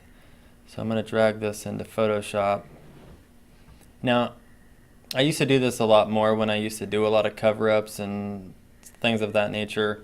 I don't do too many anymore, but still on occasion. This isn't the best photo, apologize for that, but basically there's a heart here and she wants to do a half sleeve. So one thing I would do is, trace out, with a piece of tracing paper, put it around her arm, could circle around where the tattoo is going to be with a marker, and then just lay it flat and draw. Right. Another thing that you could do is take this and just print it and then draw right over it, and then the client could see what you're going to do. I see a lot of people take this and then they desaturate it. Take it down like that, and then also bring the lightness up so it's really easy to draw over that. Go to brightness, contrast, raise it up like that. I might start going and burning some of this background just to make the picture look a little better, but basically you could print that out. Whoops. Let's go like that. Print it out, and now it gives you something to draw with. We also have other angles as well, so we could, see multiple angles in different sides. But that's just a cool little thing that you could do. So you could just print it out like that and draw on it and show them what it's going to kind of look like and how you're going to work in that cover-up and make it happen. And that takes care of that. I think that actually takes care of the intermediate section. We're going to get to some advanced stuff and zombify an image. All right.